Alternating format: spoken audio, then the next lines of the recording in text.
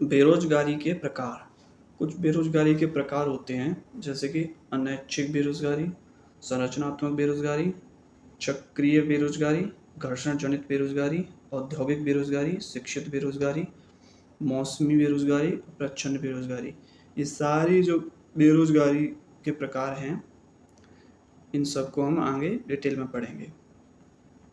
सबसे पहले हम पढ़ेंगे अनैच्छिक बेरोजगारी, कि कोई व्यक्ति कितनी भी मजदूरी पर कार्य को तैयार होता है, चाहे वो मजदूरी कम हो चाहे ज़्यादा हो, वह कार्य को तैयार होता है, लेकिन फिर भी उसे रोजगार नहीं मिलता।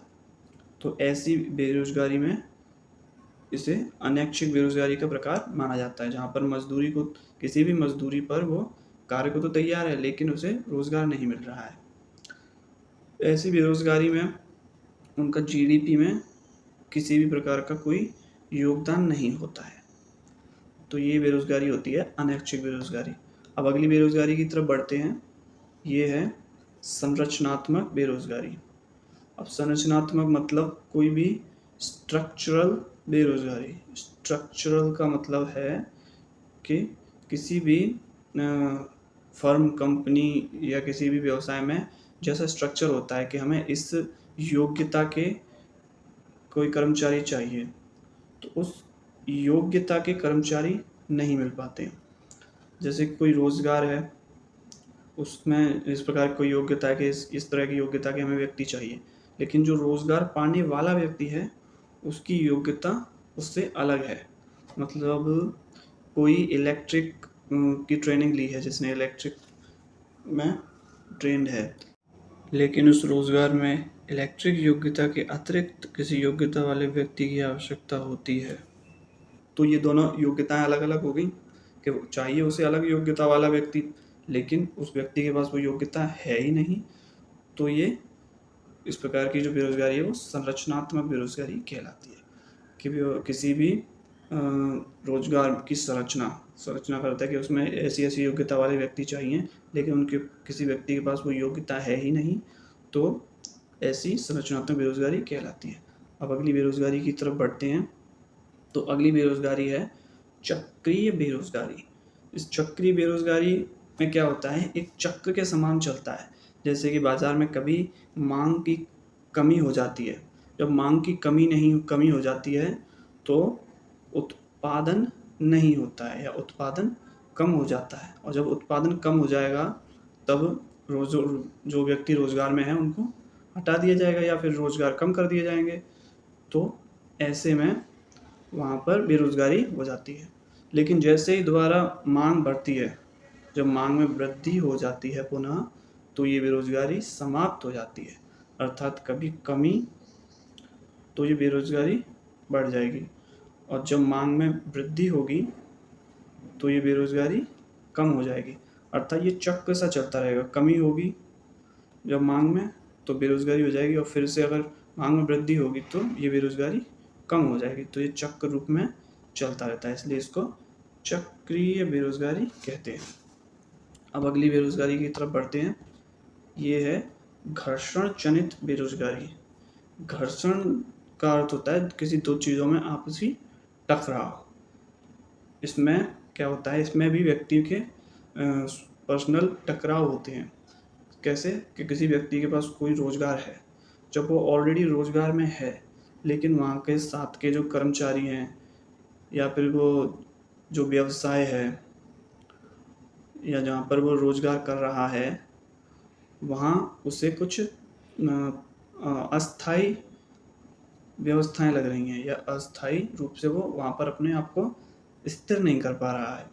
तो वहाँ उसका स्वभाव जम नहीं पा रहा है, या स्वभाव उससे संबंधित नहीं है, तो वो ऐसे रोजगार को छोड़ देता है अंततः।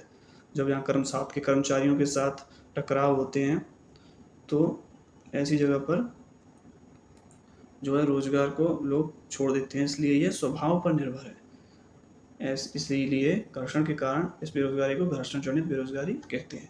अब अगली बेरोजगारी की तरफ बढ़ते हैं। नेक्स्ट है औद्योगिक बेरोजगारी। औद्योगिक बेरोजगारी जो है ये उद्योगों से उत्पन्न होती है। उद्योग, अब आप कहेंगे कि उद्योग तो रोजगार देते हैं, तो ये उद्योग से कैसे उत्पन्न हो रही है? ये इस प्रकार उत्पन्न होती है कि जितनी उद्योग बनते हैं उतने वो रोजगार उपलब्ध नहीं करवा पाते, मतलब कम मात्रा में रोजगारों को उपलब्ध कराते हैं, इसलिए जो जितनी मात्रा लोगों की होनी चाहिए वो हो नहीं पाती, इसलिए ऐसी औद्योगिक बेरोजगारी उत्पन्न होती है। नेक्स्ट है शिक्षित बेरोजगारी। ये बेरोजगारी आमतौर पर शहरों में या अधिकतर यही बेरोजगारी देखी जाती है। इस बेरोजगारी का कारण क्या है? सबसे पहले जो दोषपूर्ण शिक्षा नीति है वो, ऊपर से जब किसी व्यक्ति में योग्यता की कमी हो, किसी व्यवसाय में कोई किसी योग्यता के व्यक्ति को मांगा जाता है लेकिन उसमें वो कमी है तो उसे नहीं लेते, इसलिए ये बेरोजगारी का कारण है। तीसरा है तकनीकी शिक्षण की कमी। जैसे किसी रोजगार में किसी प्रकार का तकनीकी टेक्नोलॉजिकली ट्रेंड होना चाहिए लेकिन उसको उसकी जानकारी नहीं होती है, तो ऐसे में वो व्यक्ति बेरोजगार रहता है। और चौथा कारण है कि शिक्षित लोगों की मांग पूर्ति में असंतुलन, मतलब जितने शिक्षित लोगों की मांग है, मांग कम है और पूर्ति ज़्यादा है, मतलब शिक्षित लोग अगर ज़्यादा हैं और शिक्षित लोगों की ज़रूरत कम है, या शिक्षित लोग कम है और पूर्ति ज़्यादा की हो रही है, मतलब चाहिए ज़्यादा और उपलब्ध कम है, तो असंतुलन, इससे क्या है व्यक्ति बेरोजगार रह जाते हैं। तो इस प्रकार की बेरोजगारी होती है वो शिक्षित बेरोजगारी कहलाती है। नेक्स्ट है मौसमी बेरोजगारी, यानी कि सीजनल अनएम्प्लॉयमेंट। सीजनल अनएम्प्लॉयमेंट में क्या होता है कि कोई कृषि में जो जुताई है, बुवाई है, कटाई है, ये एक निश्चित समय पर ही की जाती है, मतलब एक बार जुताई कर दी, एक बार बुवाई, कभी कटाई कर दी, उसके बाद वो खेत वैसा ही पड़ा रहता है कुछ समय के लिए। तो एक निश्चित समय के लिए ही लोगों को जुताई, बुवाई और कटाई के समय ही रोजगार उपलब्ध हो पाता है, और बाकी के समय में उसे कोई रोजगार नहीं मिलता है, तो उसे कोई रोजगार नहीं मिलता। इस कारण ये मौसमी बेरोजगारी या सीजनल अनएम्प्लॉयमेंट कहलाती है। नेक्स्ट एंड लास्ट ये है प्रच्छन्न बेरोजगारी या डिस्कस अनएम्प्लॉयमेंट। प्रच्छन्न बेरोजगारी की अवधारणा जॉन रॉबिन्सन ने दी थी। ये अवधारणा जॉन रॉबिन्सन ने 1936 में दी थी। इसमें क्या होता है कि जब किसी खेत में कम श्रमिकों की आवश्यकता है लेकिन आवश्यकता से ज़्यादा श्रमिक लगा लिए जाते हैं, तो ऐसे में क्या होता है कि उसको उत्पादन तो उतना ही मिलेगा, भाई उत्पादन उसको उतना ही मिलेगा लेकिन उसने श्रमिक ज़्यादा लगा लिए। अब भाई कम श्रमिक में काम चल जाता, फिर भी उसने ज़्यादा लगा लिए, तो किसी एक श्रमिक की संख्या बढ़ने से उसका उत्पादन तो बढ़ेगा नहीं।